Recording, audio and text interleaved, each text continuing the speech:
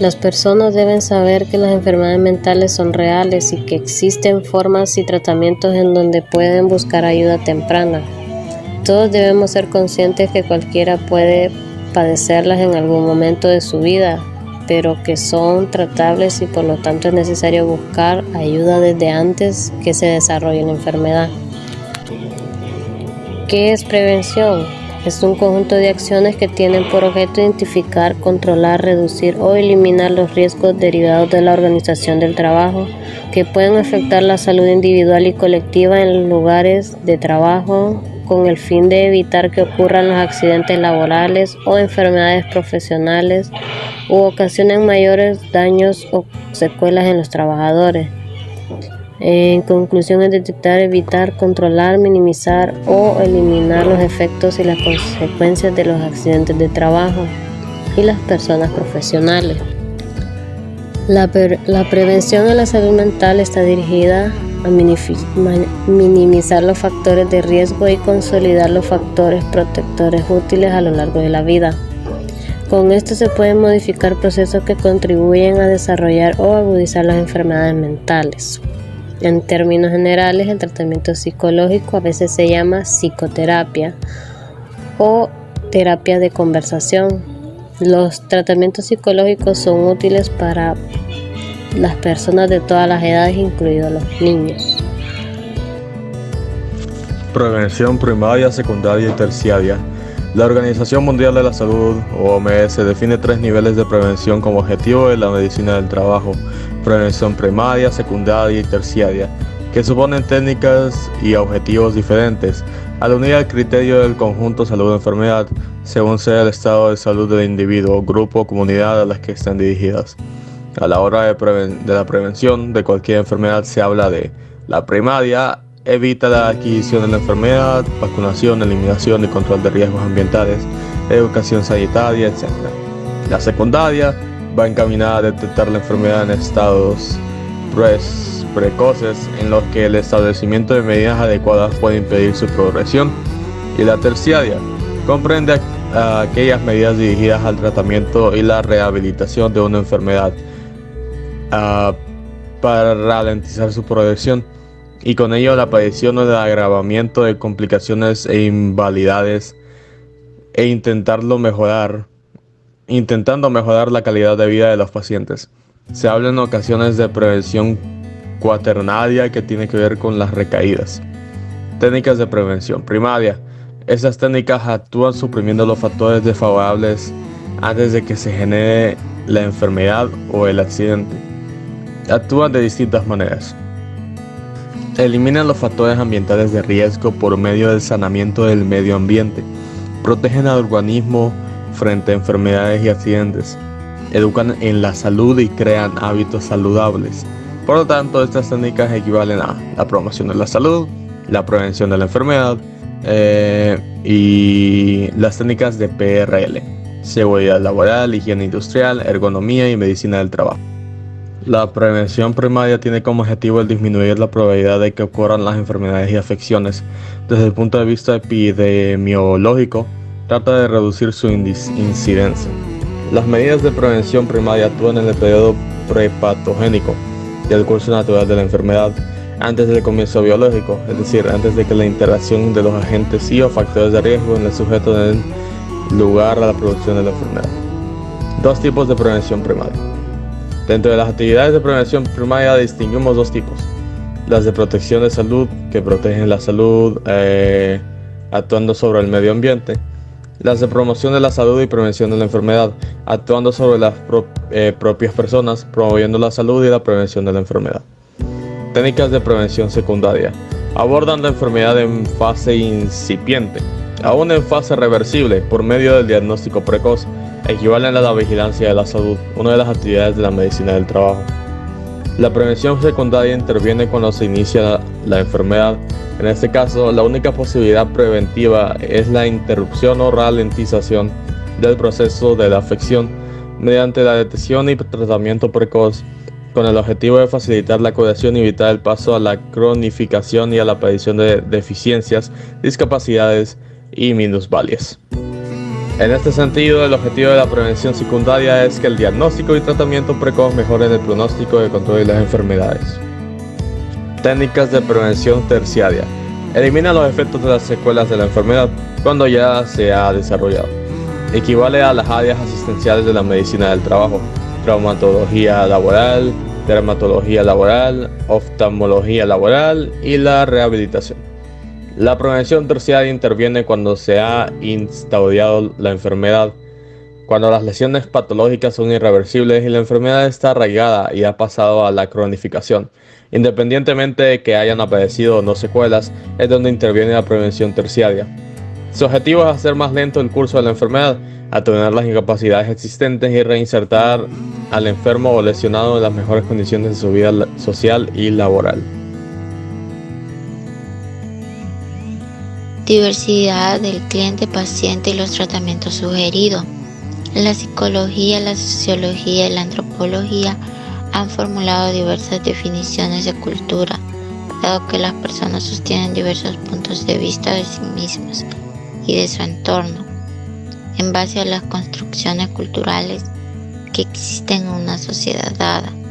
La psiquiatría y la psicología se han acercado lentamente a la antropología en las últimas décadas para integrar en su teoría y práctica la aplicación de la idea de cultura al trabajo con el otro diferente.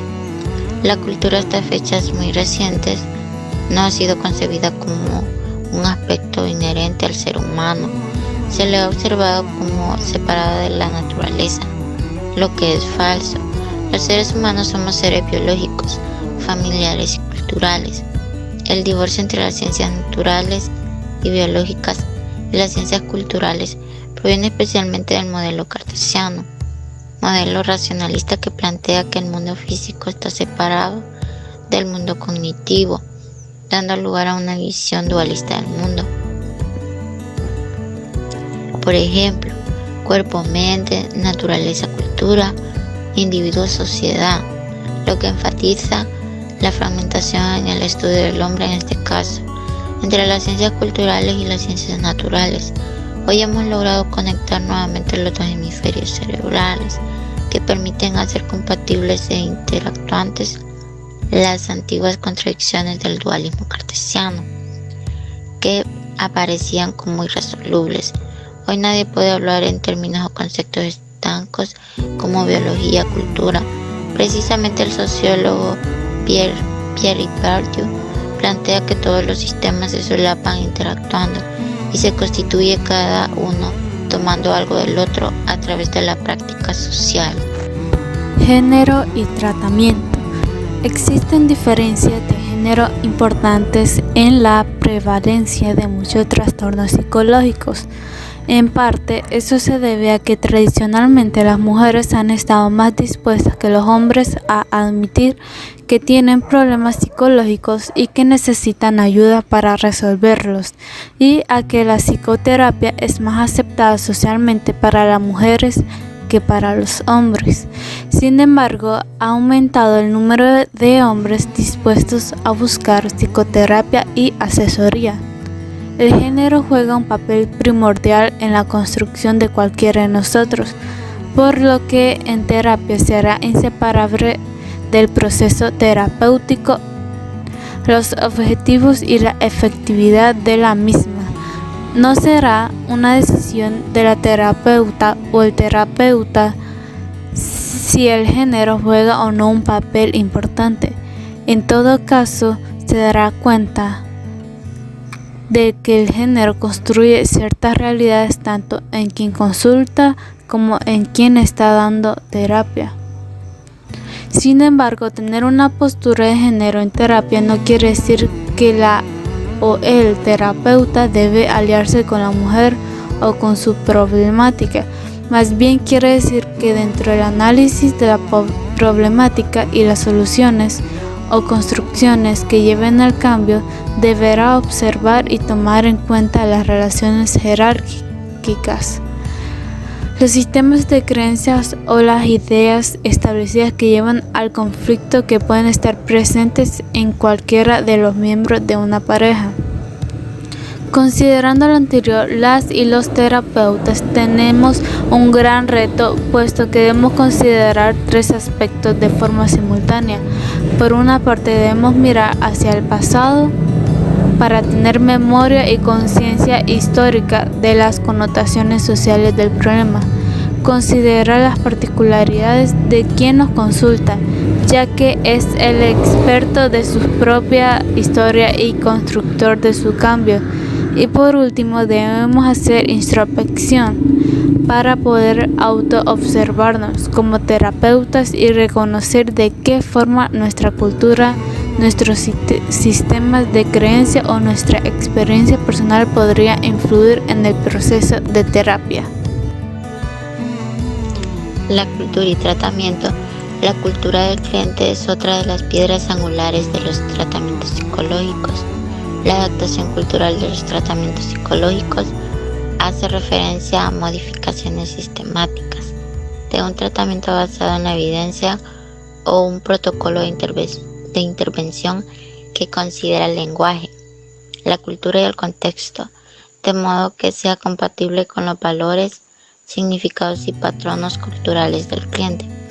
Así pues, ello conlleva, por ejemplo, realizar modificaciones lingüísticas a nivel oral y escrito, y emplear las lenguas, dialectos o jergas de la cultura específica de pertenencia del paciente.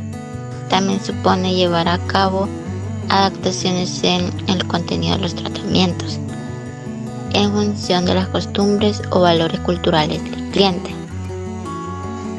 En 1961, Gilbert Grant acuñó el término consejero encapsulado culturalmente para describir un tipo de terapeuta que parte de la cosmovisión de su propia cultura y no presta atención suficiente al efecto de las diferencias culturales que ejercen sobre el proceso terapéutico.